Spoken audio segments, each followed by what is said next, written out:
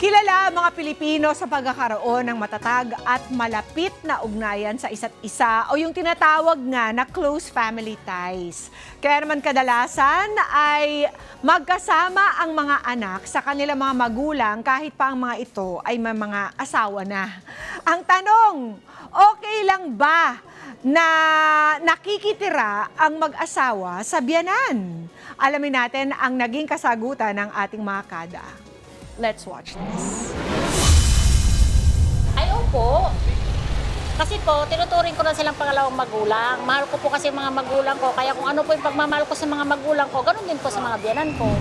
Hindi na dapat na pumipisan ang mga anak sa biyenan o ang biyenan sa mga anak, lalo na kung meron naman ng kakayahan na bumukod. Para sa pagbukod sa pamilya, mas may kapayapaan ang pamumuhay ng bawat pamilya. Para po sa akin, okay lang naman pumisan sa biyenan. Pero mas okay sa akin yung may privacy kaming mag-asawa, lalo na may kakayanan kaming bumukod. Lalo na may mga work kaming dalawa. Kung may asawa po, mas magandang nakabukod po, nakasolo po. Para po, kung may problema, kami lang yung aayos. Tsaka na rin po sa budget, sa mga pagkain, sa bayarin. Kami lang po yung mga problema.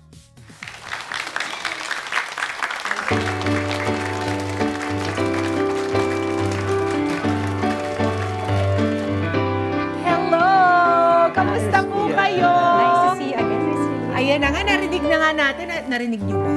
Ang mga opinyon ng ating mga kada. At ngayong umaga, kasama na po natin ang mag-asawang magbabahagi sa atin ng kanilang experience sa pagtira nila sa kanilang mga biyenan.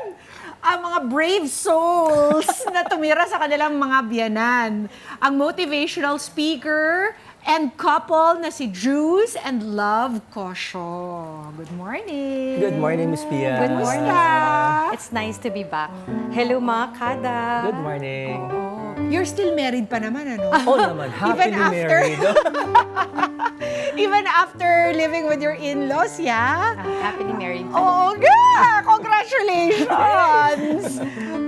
Bakit nga ba? How many years married na ba kayong dalawa? Okay, so 9 years married na kami. Wow. Going 10 na this coming March 2024. And bakit nga ba kami nag-ano? I know that the first 3 years of your married life, you lived with Dreus's Yes.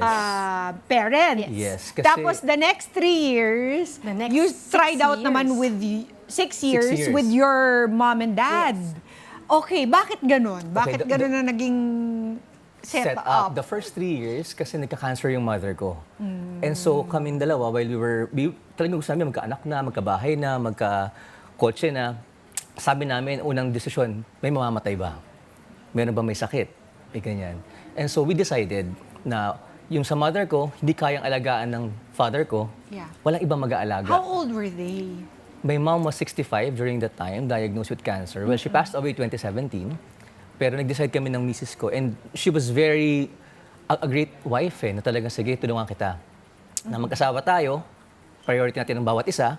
Pero while we're building our family, we take care of her mom who is sick. Wow. So we decided, hindi siya madali. Pero Yeah. it binded us together more. It helped us. And your dad was what age at that time na? 67, but my dad cannot. Oo, hindi niya kaya talaga. Oo. Rather than hire someone to take care of your Hindi. parents, Oo, di ba? kasi that's also- Nobody's going to take care of them Yeah. better than you. Kaming dalawa, nag-decide kami, sabi namin, we want to give back. Kasi I remember everything na pinaghirapan nung bata ka. At least lahat mabigay namin pabalik sa kanya. Oo. So, ikaw naman, love, you had no qualms about it.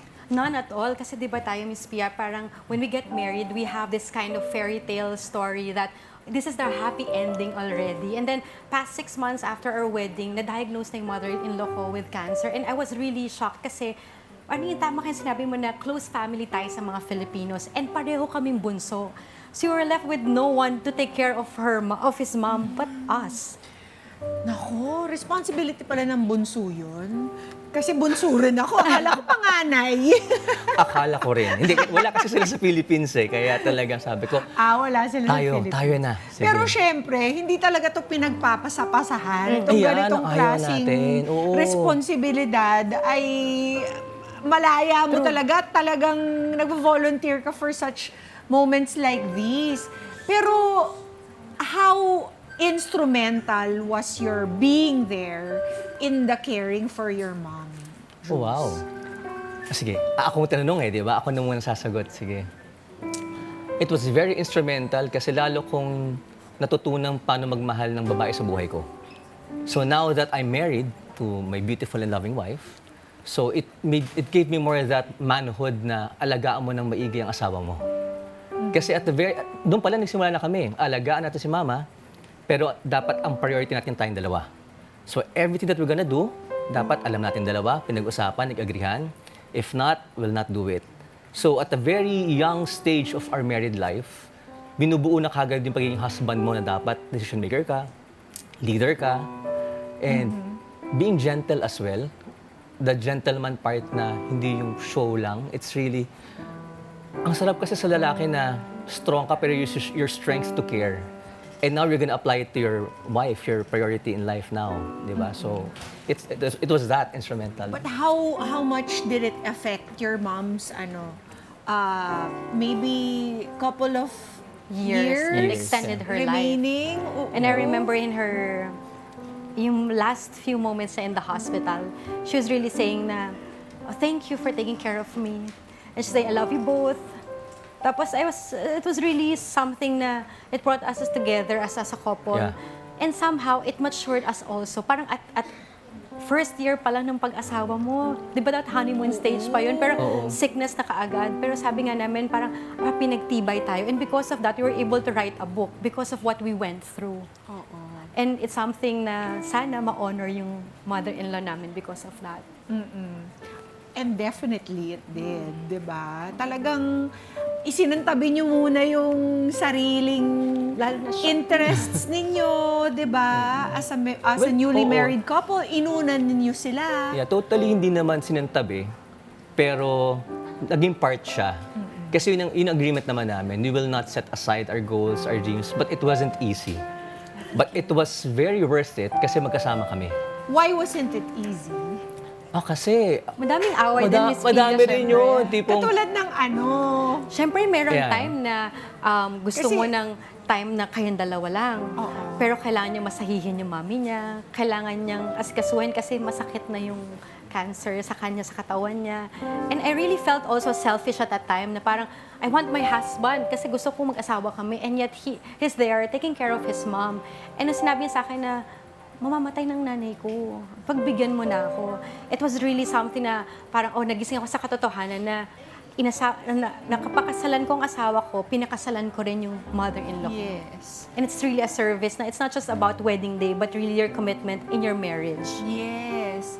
So, Was there ever a time that you got antsy na parang, kailan ba tayo makakabukod? When is this? I mean, I'm sorry to say, di ba? Pero, of course, nobody wishes that Yes, of course. somebody Definitely. pass away. Definitely. Pero syempre, as a woman and as a wife, you're like, kailan kaya maglalast tong setup na to? How much longer? Definitely, lalo na nung time na parang inisip ko na lang yung sarili ko. But when I also saw him in his sacrifice, I also had to take the risk and sacrifice for our marriage. Naisip ko na, teka, you're not just living for yourself anymore. Tama. You're living kasi one na kayong dalawa di ba? So, one flesh kayo, oneness kayo sa sacrifice nyo. Hindi ko na naisip yung sarili ko. Inisip ko na yung, paano naman yung asawa ko? If he's taking care of his mom, I have to take care of him Yeah. too. Galing? Kasi walang mag-aalaga sa kanya kundi ako lang. Ang galing. Talagang nasubukan agad ang marriage ninyo right away. But then after that, hindi pa doon natapos because you moved in with Love's parents this time, correct? Yes, but that time kasi, Miss Pia, yung parents ko nasa abroad. So, no one's living in our ancestral house.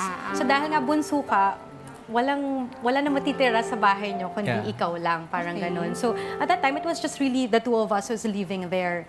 Until umuwi yung parents ko, kasi Dahil nga, sa Filipino culture, bunso, nabuntis na, alagaan natin ng apo. Okay. So, First apo?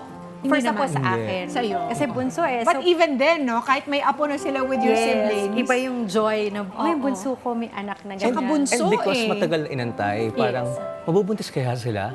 And nung nabuntis kami bigla, they were excited, nabuntis si Love. Uwi tayo pagka nanganak. Kasi it took 4 So years they and went 6 home months. From US. from the States, to take care of Yes. you. And did you welcome it, honestly? Of course. Parang, no, okay na kami, guys. Of course, syempre, di ba? Kasi parang it's a joy for your old parents to witness na may anak ka na. Parang it's really a rare gem for me, a blessing na, oy, hindi nakita ng mother-in-law ko, at least nakita ng mga magulang ko. But then, did it present any problems? Oh, definitely, ano na yan, yung parents ko, sobrang avid fan ng KU, so nanonood sila. Pero alam din nila na, Mami, ito yung topic natin. It's about living with in-laws. Nagpaalam talaga ako kasi mapanood nila talaga eh. Pero yung sabi ko na, may ibang culture na yung generation nila, iba rin yung culture ng generation natin. So, doon nag-start, nung naging magulang na talaga kami. Kasi nung kami lang, parang we didn't really feel the differences. It was easy. But when we became parents ourselves, that's when may gap. Yeah. Because you know how grandparents are. Yes. The parents discipline, the grandparents spoil. Yes. So, na-feel nyo ba yun? Yes. Definitely. True to form? Definitely. Sabi ko nga, wala namang masamang tao. They always want to love. They always want, To they love. always mean well. They mean well. Kaso lang, sabi ko, magkaiba kasi ng luto ng adobo eh. So, of course, we want our kids na, uy, sige lang, explore, have the confidence. Pagdating sa kanila, wag, baka. So, yung, teka lang, will I go or will I not? But of course, maganda naman ang intentions both, di ba? Oo. So, doon na nagkaroon ng, paano natin palalakihin to? Paano nyo pala sinasolve yun? Kapag may difference of method, halimbawa sa pagpapalaki ng anak/apo, paano sinisettle yung issue? During that time, And what kind of issues did you have to settle? During that time, nag-usap naman na kami ni Love. Since sa side mo yan, ikaw ang magiging daan papunta dyan, hindi ako. Okay. All discussions kaming dalawa. But then, if you need to clarify, to do things, kausapin mami mo, kausapin mo daddy mo. Pero, di ba sabihin mo lang na ganito natin pinapalaki yung mga bata. Ganito yung ano natin. So, let us lang po, assured kayo na guided naman, secured naman sila. When we let them run, when we let them jump, nandun naman kami to Give catch me them. one issue na konkreto, in specific, na nagkaroon kayo ng pagtatalo dahil hindi kayo pareho ng Meron ba tayong major way of ano with them? pagpapalaki or maybe the way you ran the house? Siguro kasi dahil lumaki ako sa isang conservative family, parang bawal ka madapa, bawal ka mag-take ng risk kasi conservative yung parents mo. Parang they're very protective of you, especially if me na bunso. So ako naman, parang doon ako lumaki, gusto kong turuan yung mga anak ko na maging street smart sila. Hayaan mo sila magdapa once in a while to really experience life. Para paglabas nila ng totoong buhay, hindi sila parang, oh, teka, what's this, di ba? So yung mom at daddy ko, sila yung parang, oh, wag ka na magtrabaho sa bahay, Just really take care of your kids, pero lahat ng household chores, wag kang maglalaba, wag kang mamlansya, wag kang gagawa ng anything na masisira ang kamay mo.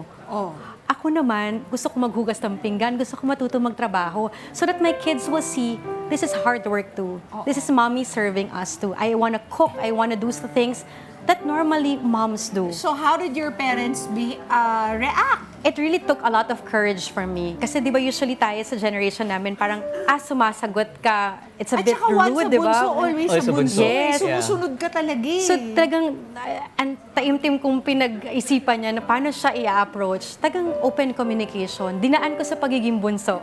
Habang nanonood ang mommy at daddy ko, sabi ko sa kanila, bunso You talk niyo to them ako. first. Yes. Hindi mo naman tahasang dinisobey. Kasi lagi namin sinasabi na you have to honor your parents while you build your own family. There's always a better way of saying things. Yeah. So noong time na yun, sabi, tama si Dreus, sa mga nanonood, huwag niyong diretsahin ang manugang sa Biyenan.